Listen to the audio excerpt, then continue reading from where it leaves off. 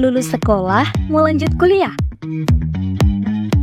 Sampai pusing mau cari di mana? Kini saatnya kamu meraih cita-cita. Nih, pilihan yang bikin kamu makin ceria. Mondok Pos Kuliah. STIA Al Anwar solusinya.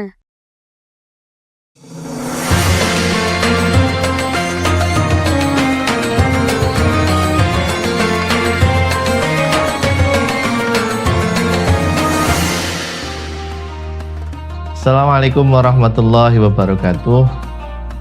Alhamdulillah wassalatu wassalamu ala rasulillah wa ala alihi wa man tabi'ahum bi ihsanin ila yaumil qiyamah. Amma ba'd. Jamaah sahabat taklim Ramadan yang berbahagia, pada kesempatan kali ini izinkanlah kami untuk menyampaikan satu tema terkait tarawih Ramadan lintas mazhab. Pertama dan yang utama, tarawih adalah satu kata dari bahasa Arab yang merupakan bentuk jamak dari kata tarwihah yang artinya istirahat. Dari kata ini bisa diambil kesimpulan bahwa sholat ini itu sholat yang banyak istirahatnya, ya. Jadi dua istirahat, dan sholat ini juga yang menjadi kekhususan pada bulan ini, yaitu bulan Ramadan, dan ini juga yang dianjurkan oleh beliau baginda Nabi besar Muhammad SAW dalam sebuah hadis yang berbunyi mangqoma Ramadhana imanan wahtisaban ghufira lahu ma taqaddama min dzambih au kama qala. Barang siapa yang mendirikan malam bulan Ramadan dengan keimanan dan penuh ketakwaan, maka dosanya yang lampau akan diampuni oleh Allah Subhanahu wa Ta'ala. Qomah atau qiyamul lail dalam bulan Ramadan sebenarnya banyak. Ada baca Al-Quran seperti yang diterangkan oleh pemateri yang lain, ataupun zikir, ataupun sholat witir. Dan pada kesempatan kali ini kami menyampaikan terkait sejarah tarawih sendiri. Setelah kita tahu tadi ya bahwa tarawih itu secara bahasa adalah istirahat, memang itulah apa adanya. Bahwa dulu penduduk Mekah sholat itu tarawih 2 rakaat, kemudian tawaf 1 putaran, sholat lagi 2 rakaat, istirahat, muter lagi, tawaf yang kedua sampai ke-7. Nah, sholat tarawih ini hukumnya sunnah. Kenapa sunnah? Karena Nabi sendiri pada awal mulanya merupakan sesosok yang sangat suka sekali untuk melakukan sholat tarawih. Bahkan pada awal-awalnya beliau itu sholat tarawih di masjid, ya, di masjid sampai hari kedua di masjid, dan akhirnya umat atau sahabat berbondong-bondong karena ingin mengikuti sholatnya Nabi, yaitu sholat tarawih. Tapi pada malam ketiga Nabi takut ini nanti sholat tarawih menjadi hukum wajib. Kenapa? Karena kalau sesuatu dalam kaidah ini ya, usul fikih, sesuatu kalau sering dilakukan atau terus-menerus dilakukan oleh Nabi, maka hal tersebut dapat berpotensi menjadi hal yang wajib. Nabi takut hal ini menjadi wajib, syariat wajib. Akhirnya pada malam ketiga beliau itu tarawihnya di rumah.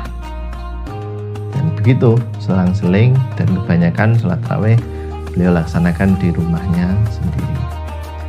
Kemudian keadaan ini berlanjut sampai wafatnya beliau dan dilanjutkan Khalifah Abu Bakar, Umar. Nah, khusus pada masa Sayyidina Umar memandang tarawih ini adalah satu ibadah yang baik bila mana dikerjakan secara bersama-sama. Dan akhirnya Sayyidina Umar sebagai seorang khalifah, presiden, kala itu mengajak semua sahabat dan para tabi'in kecil untuk mengadakan sholat tarawih secara berjamaah. Dan sejak saat itulah sholat tarawih itu dilaksanakan secara berjamaah. Dan ini yang membedakan sholat tarawih dengan sholat sunnah yang lain. Nah, dari situlah kemudian para ulama yang datang belakangan ya, ada Imam Malik, Imam Syafi'i, Imam Hambali sama Imam Hanafi, itu mereka beristimbat sendiri-sendiri. Misalnya ada satu keterangan dan ini yang merupakan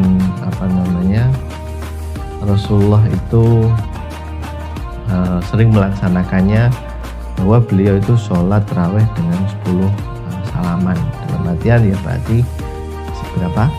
Ya 4 sekali, 20 rakaat dan 3 witir.